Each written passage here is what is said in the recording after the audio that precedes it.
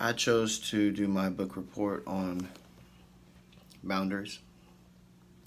Um, I chose to do my book report on this specific book because I often hear in the program, the rehab program that I work for, that our life and the freedom in our life can be found within the boundaries that God's has set before us. So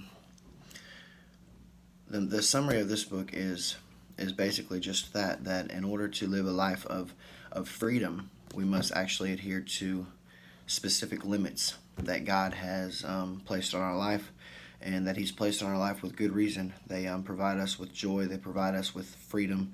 They provide us with the ability to live a life that's constructive and conducive to a happy person.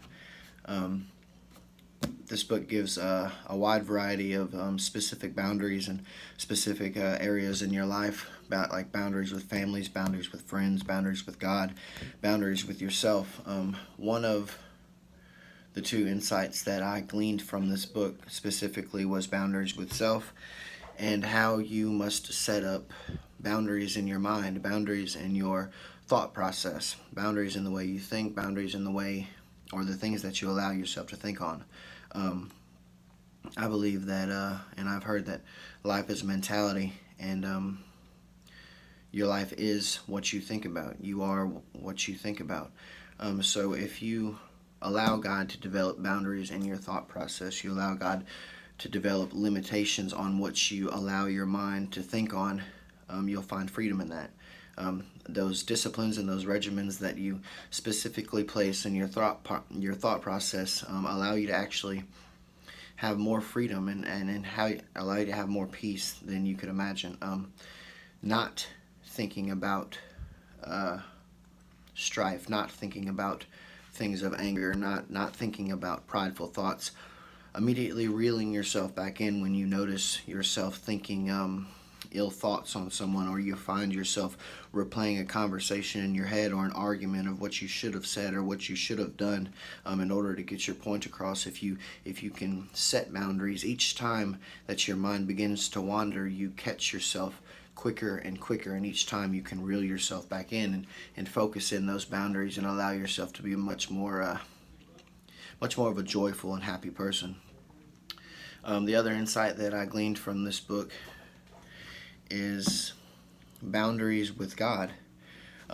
It's a different perspective on boundaries, because when you think of boundaries or limitations, you think of it as things that you shouldn't do or things that you should be kept from.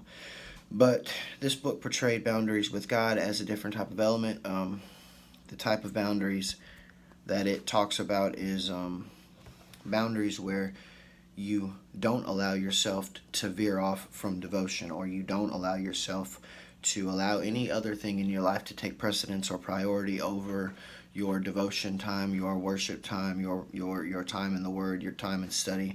And that's the boundaries that you set with God. Other boundaries that you set would be not putting God in a box, so you allow God to be God.